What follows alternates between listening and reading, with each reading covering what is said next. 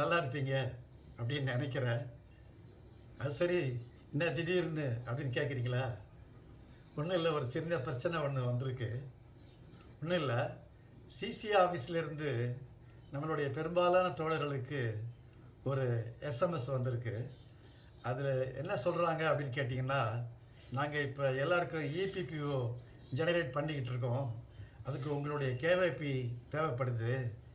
இதுவரையிலையும் EPPO generate பண்ணவங்களுக்கு நீங்கள் கேஒய்பி அனுப்ப வேண்டிய அவசியம் இல்லை.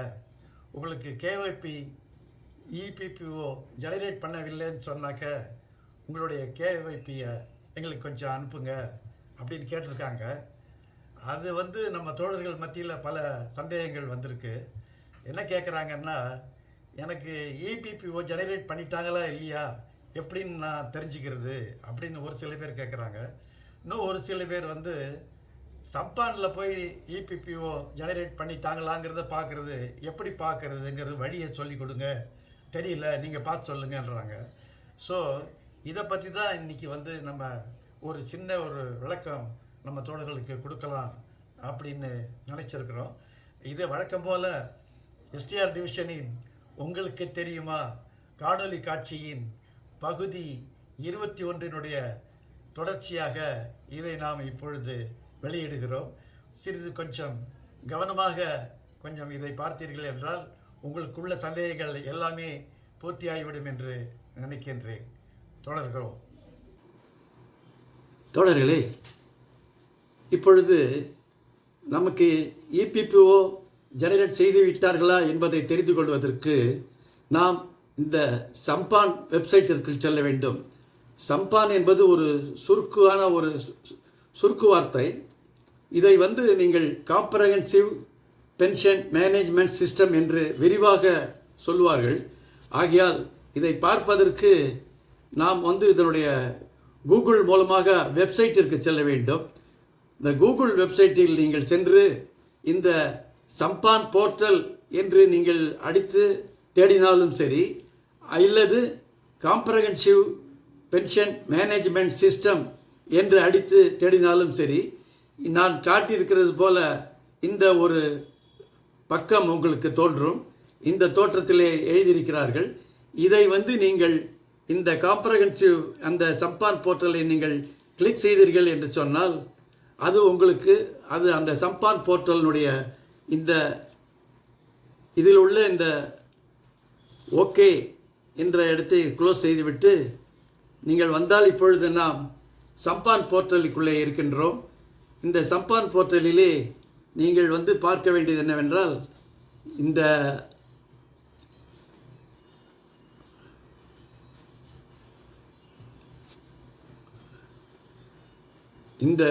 3 கோடு இருக்கிறது அல்லவா, இந்த 3 கோடை நீங்கள் கிளிக் செய்தீர்கள் என்று சொன்னால் இந்த மாதிரி ஒரு பக்கம் வரும்.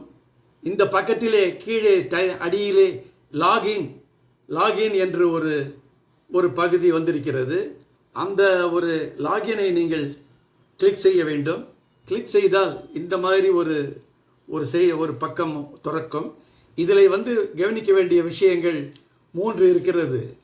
இதில் ஏற்கனவே சம்பானில் லாகின் செய்து யூசர் ஐடி மூலமாக லாகின் செய்து பாஸ்வேர்டு கொடுத்து லாகின் செய்து இருக்கக்கூடிய பழைய தோழர்கள் வருவார்கள்.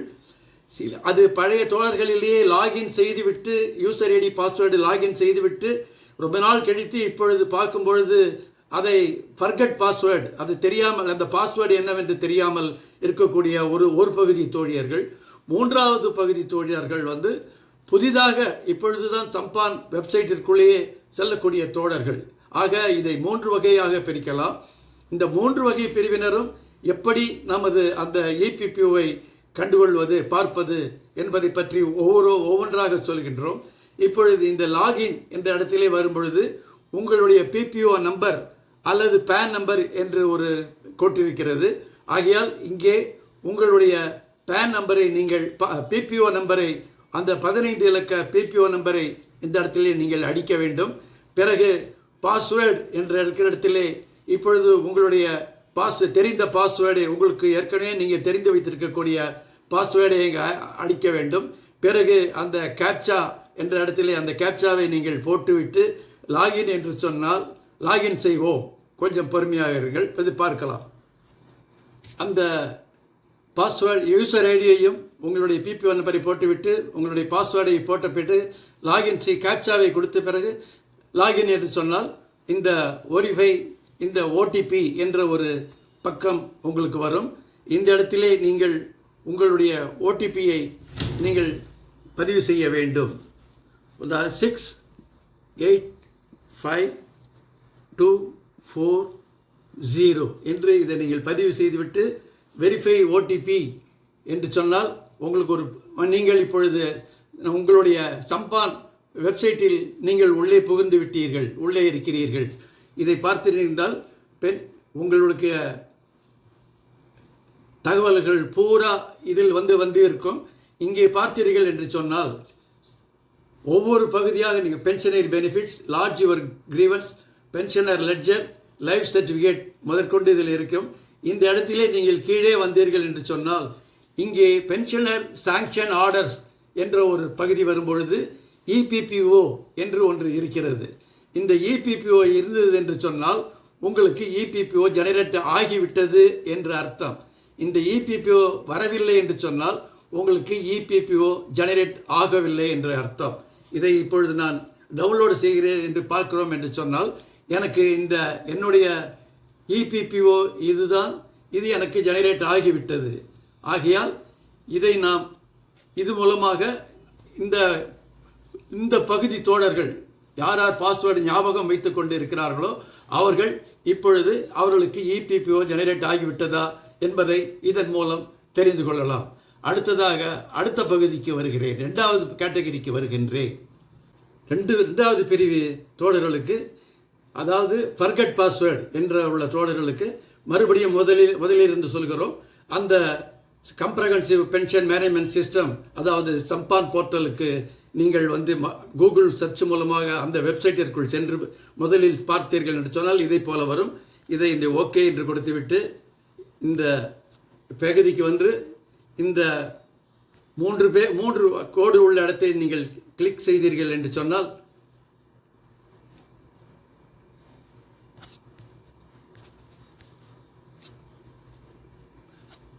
இந்த இடத்தில் பழையபடி லாகின் என்று வரும். அந்த இடத்திலே நீங்கள் லாகினை பதிவு செய்துவிட்டு இந்த லாகினிலே உங்களுடைய முதல் பிபிஓ நம்பரை பதிவு செய்துவிட்டு பாஸ்வேர்டு நீங்கள் மறந்துவிட்டீர்கள் என்பதனால் நீங்கள் வேறு எதுவும் செய்ய வேண்டியதில்லை. இங்கே ஃபர்கட் லாகினுக்கு கீழாக ஃபர்கட் பாஸ்வேர்டு என்று ஒரு செய்தி இருக்கிறது. அதை நீங்கள் கிளிக் செய்துவிட்டு உள்ளே சென்றீர்கள் என்று சொன்னால் ஃபர்கட் பாஸ்வேர்டு. இப்பொழுது உங்களுடைய யூசர் நேம் என்று ஒன்று வரும். இந்த இடத்துல யூசர் நேம் உங்களுடைய பிபிஓ நம்பர் தான் உங்களுடைய யூசர் நேம், அல்லது பிபிஓ நம்பர் தான் உங்களுடைய யூசர் நேம். பிறகு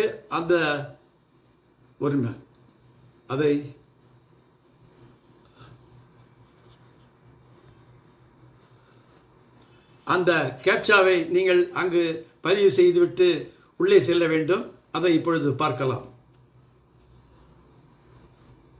இந்த பிபிஓ நம்பரை பதிவு செய்துவிட்டு உங்களுடைய கேப்சாவை இதில் பதிவு செய்து விட்ட பிறகு ஜெனரேட் ஓடிபி என்று சொன்னால் இந்த ஓடிபியை அழுத்தினீர்கள் என்று சொன்னால் உங்களுக்கு உங்களுடைய மொபைல் ஃபோனிற்கு, ரிஜிஸ்டர்ட் மொபைல் ஃபோனுக்கு ஒரு ஓடிபி வரும். அந்த ஓடிபியை நாம் இங்கு பதிவு செய்ய வேண்டும். அதை செய்த பிறகு அந்த ஜெனரேட் ஓடிபி என்ற இடத்தை நீங்கள் பதிவு செய்து விட்ட பிறகு நீங்கள் உங்களுடைய புதிய பாஸ்வேர்டு நீங்கள் என்னவென்று கொடுக்க வேண்டும். பிறகு மறுபடியும் அதை ரீகன்ஃபார்ம் செய்து கொடுக்க வேண்டும். பிறகு உங்களுடைய அந்த யூசர் ஐடி எல்லாத்தையும் கொடுத்துவிட்டு நீங்கள் சென்றீர்கள் என்று சொன்னால் உங்களுடைய ஒரு புதிய பாஸ்வேர்டு உங்களுக்கு ரிஜிஸ்டர் ஆகிவிடும். இந்த பேஜ் உடனடியாக பண்ணி முடித்த பிறகு சக்ஸஸ்ஃபுல்லி என்று ஒரு செய்தி அந்த பக்கத்திலேயே அடுத்து முடிந்த பிறகு அதை தோன்றும். அதை தோன்றினால் நீங்கள் புதிய பாஸ்வேர்டை நீங்கள் பதிவு செய்து விட்டீர்கள் என்று தெரிந்து கொள்ளலாம். அதை தெரிந்து கொண்ட பிறகு மறுபடியும் நீங்கள் புதிதாக லாகின் செய்து நீங்கள் அந்த யூசர் ஐடியை கொடுத்துவிட்டு நீங்கள் புதிதாக தயாரித்த அந்த பாஸ்வேர்டை செய்து நான் முதலில் சொன்ன முறைப்படியே நீங்கள் சென்று அந்த உங்களுடைய சம்பான் போர்ட்டலுக்குள்ளே சென்று உங்களுடைய இபிபிஓ ஜெனரேட் ஆகியிருக்கிறதா என்பதை நீங்கள் தெரிந்து கொள்ளலாம். அடுத்ததாக நாம் 3ஆம் பிரிவு பகுதி தோழர்களை பற்றி இப்பொழுது பார்க்கலாம். தோழர்களே, நாம் இப்பொழுது 3ஆம் பிரிவு பகுதி தோழர்களை பற்றி இப்பொழுது பார்க்க இருக்கின்றோம். இவர்கள் இதுவரையிலும் சம்பான் வெப்சைட்டிற்குள் செல்லாத பகுதி பிரிவு தோழர்கள். நீங்கள் அதை முதலில் சொன்னபடி, முதல் 2 பகுதிகளில் சொன்னபடி நீங்கள் சம்பான் வெப்சைட்டிற்குள் முதலில் போவதற்கு முதலில் இந்த கூகுள் மூலமாக சென்று சம்பான் போர்ட்டலுக்குள் சென்று நீங்கள் செய்தார் இந்த பக்கம் உங்களுக்கு தோன்றும். இந்த பக்கத்தை தோன்றியவுடன் இதில் இருக்கக்கூடிய அந்த மேலே இருக்கக்கூடிய அந்த 3 கோடுகளை நீங்கள் கிளிக் செய்தீர்கள் என்று சொன்னால் உங்களுக்கு அந்த லாகின் பகுதி தோன்றும். இந்த இடத்திலே நீங்கள் லாகின் பண்ணும் பொழுது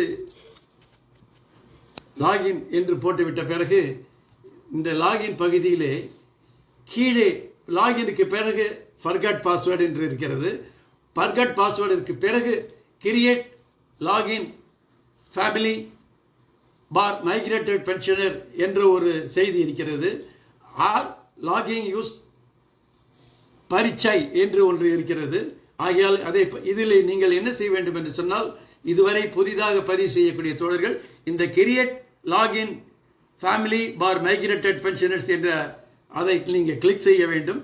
கிளிக் செய்த பிறகு நீங்கள் உங்களுடைய பிபிஓ இந்த பக்கம் உங்களுக்கு தோன்றும். இந்த பக்கத்திலே நீங்கள் பிபிஓ நம்பரை பதிவு செய்துவிட்டு உங்களுடைய பிறந்த நாள் அதிகாரபூர்வமாக இருக்கக்கூடிய அந்த பிறந்த நாளை மட்டும் இங்கே பதிவு செய்துவிட்டு இந்த கேப்சாவை பதிவு செய்துவிட்டு ஜெனரேட் ஓடிபி என்று ஒரு செய்தி வரும். இந்த செய்தியை நாம் இப்பொழுது பார்க்கலாம். ஒரு நிமிடம். இதிலே 2 வழியாக நாம் உள்ளே செல்ல முடியும். நமக்கு இந்த லாகினிலே பிபிஓ நம்பரை நீங்கள் பதிவு செய்துவிட்டு அடுத்தது பாஸ்வேர்டு என்ற இடத்திலே நீங்கள் இதை போட்டு ட்ரை பண்ணலாம், முயற்சி பண்ணலாம். அதாவது இந்த பாஸ்வேர்டு யூனிஃபார்ம் பாஸ்வேர்டு admin@123 என்பதுதான் ஒரு ஸ்டாண்டர்டான எல்லாருக்குமான பொதுவான ஒரு பாஸ்வேர்டை கொடுத்திருக்கிறார்கள். இந்த admin@123 என்பதை ஏவை கேபிட்டலாக போடவும். ஏ கேபிட்டல் DMIN admin @ இந்த கூகுளுக்கு போடுவோம் இல்லையா, மெயிலுக்கு போடுறதுக்கு அந்த @ போட்டு நீங்கள் 123 என்று அந்த இடத்தில் பதிவு செய்துவிட்டு இந்த கேப்சாவை நீங்கள் பதிவு செய்து லாகின் செய்தீர்கள் என்று சொன்னால் உங்களுக்கு அது கிடைப்பதற்கான ஒரு சந்தர்ப்பம் வாய்ப்பு இருக்கிறது. அப்படி அதை புதிதாக பண்ண முடியவில்லை என்று சொன்னால் நீங்கள் நான் முதலில் சொன்னபடி இந்த கீழே இருக்கக்கூடிய கிரியேட் லாகின் ஃபேமிலி பார் மைக்ரேட் பென்ஷனர்ஸ் என்ற அதை நீங்கள் லாகினுக்கு கீழே இருக்கக்கூடிய அந்த கிரியேட் லாகின் ஃபேமிலி பார் மைக்ரேட் பென்ஷனர்ஸ் என்று கிளிக் செய்து அதற்கு உள்ளே சென்று நீங்கள் அதில் கேட்டிருக்கிற தகவல்களை பூர்த்தி செய்து நீங்கள் உள்ளே சென்று உங்களுக்கு ஓடிபி வரும். நீங்கள் அதை தொடர்ந்து என்னால் அதை செய்ய முடியாது. ஏன் என்று கேட்டால் நான் ஏற்கனவே எனக்கு யூசர் ஐடி பாஸ்வேர்டு எல்லாம் கிரியேட் பண்ணி வைத்து விட்டதால் எனக்கு அதை அனுமதிக்க முடியாது. ஆகையால் அனுமதிக்காது. ஆகையால் நீங்கள் இதை தொடர்ந்து அதை நீங்கள் செய்து அதை வெற்றிகரமாக முடித்து உங்களுடைய யூசர் ஐடியும் பாஸ்வேர்டையும் நீங்கள் கிரியேட் செய்து கொள்ள வேண்டும் என்று இதில் நான் தெரிவித்துக் கொள்கின்றேன். தோழர்களே, இதன் மூலம் நீங்கள் எப்படி சம்பான் வெப்சைட்டிற்குள் வெற்றிகரமாக சென்று உங்களுடைய பக்கத்தை அந்த இபிபிஓ ஜெனரேட் ஆகியிருக்கிறதா இல்லையா என்பதை தெரிந்து கொள்ள முடியும் என்பதை தெரிவித்துக் கொள்கின்றேன். அது மட்டுமல்ல, உங்களுடைய மற்ற அது ஏற்கனவே பதிவு இருந்திருந்தால் அதனுடைய தகவல்களை நீங்கள் சரிபார்க்கலாம். அல்லது பதிவிடப்படவில்லை என்று சொன்னால் நீங்கள் உடனடியாக உங்களுடைய கேஒய்பி ஃபார்மை நாம் இந்த வாட்ஸ்அப்பில் ஏற்கனவே நமது குரூப்பில் போட்டிருக்கிறபடி மற்ற விஷயங்களுடைய சரியை பார்த்து அனுப்புங்கள். முக்கியமாக ஒரு விஷயத்தை அதன் சந்தேகத்தை நான் தெரிவிக்க விரும்புகிறேன். உங்களுடைய மனைவியுடன் சேர்ந்து இருக்கக்கூடிய ஜாயிண்ட் ஃபோட்டோவை ஒரு கவரில் வைத்து நீங்கள் அதை பின் செய்து அதை ஒன்று அனுப்புங்கள். உங்களுடைய தனிப்பட்ட ஒரு ஃபோட்டோவை, பாஸ்போர்ட் சைஸ் ஃபோட்டோவை அந்த அப்ளிகேஷன் ஃபார்மில் ஒட்டி அதை நீங்கள் செய்து மற்ற அதில் இணைக்க வேண்டிய டாக்குமெண்ட்டுகளை வைத்து இணைத்து நீங்கள் அனுப்ப வேண்டும். முதல் பக்கம் கணவன் மனைவி 2 பேரும் உயிருடன் இருந்தார்கள் என்று சொன்னால் முதல் பக்கத்தை மட்டும் நீங்கள் பூர்த்தி செய்து அதை அனுப்பினால் போதும். 2வது பக்கம் ஃபேமிலி பென்ஷனர் டீட்டெயிலுக்கான காலம், அதில் ஒரு பகுதி அந்த பகுதிக்கு பிறகு மறுபடியும் நாம் பதிவு செய்ய எழுத வேண்டியிருக்கும். அந்த ஃபேமிலி பென்ஷனருடைய காலத்தை மட்டும் நீங்கள் பூர்த்தி செய்ய வேண்டியதில்லை. கீழே மறுபடியும் இருக்கக்கூடிய சில 1-2 காலங்களை நாம் பூர்த்தி செய்ய வேண்டும். இதை நீங்கள் சரியாக கவனித்து பார்த்து செய்யுங்கள். சந்தேகம் இருந்தால் கேட்டு செய்யுங்கள். 2வது பகுதி ஃபேமிலி பென்ஷனர்களுக்காக உள்ளது. அந்த பக்கத்தை அவர்கள் பூர்த்தி செய்து அந்த தகவல்களை பூர்த்தி செய்து அவர்கள் கேட்டிருக்கிற டாக்குமெண்ட்டோடு சிசி அலுவலகத்துக்கு அனுப்ப வேண்டும் என்று தெரிவித்துக் கொள்கிறோம். இதன் மூலம் உங்களுக்கு இருக்கக்கூடிய ஒரு சந்தேகங்கள் நிவர்த்தி ஆகியிருக்கும் என்று நம்புகிறோம்.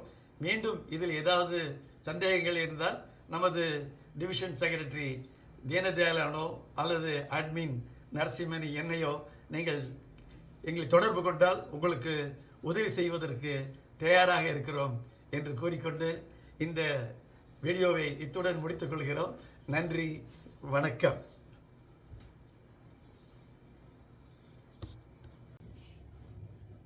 தொடர்களே, ஒரு சிறிய கூடுதல் விளக்கம். இந்த கேஒய்பி ஃபார்மில் முதல் பக்கம் மட்டும் நாம் பூர்த்தி செய்ய வேண்டும் என்று சொல்லியிருந்தோம். 2வது பக்கம் ஃபேமிலி பென்ஷனருக்கு என்று சொல்லியிருந்தோம். இந்த 2வது பக்கம் எல்லாமே ஃபேமிலி பென்ஷனர்களுக்கு என்பதுக்கானது அல்ல. அதில் குறிப்பிட இருக்கக்கூடிய சீரியல் நம்பர் 1லிருந்து 9, 11 வரையில் உள்ளது மட்டும்தான் அது ஃபேமிலி பென்ஷனருக்கான ஒரு பகுதி. அதற்கு அடுத்தது மறுபடியும் 1, 2, 3 என்று ஒரு காலம் வருகிறது. அதில் name of bank and IFSC என்று வருகிறது. அதை அட்ரஸ் பேங்க் போஸ்ட் ஆஃபீஸ், 3வது account number bank post office என்று வருகிறது. அதுக்கு அடுத்தது மறுபடியும் கரஸ்பாண்டன்ஸ் அட்ரஸ் 1, 2 என்று வருகிறது. இதையும் நாம் பூர்த்தி செய்ய வேண்டும். பென்ஷனர்கள் மட்டுமல்ல, பென்ஷனர்களும் பூர்த்தி செய்ய வேண்டும், நாமும் பூர்த்தி செய்ய வேண்டும். 2வது பக்கத்திலும் நாம் பூர்த்தி செய்ய வேண்டிய பகுதிகள் ஒரு 2, 3 இருக்கிறது என்பதையும் அதை தவிர விடாமல் அதையும் பூர்த்தி செய்து வைத்து கொடுக்க வேண்டும் என்று கேட்டுக்கொள்கின்றோம்.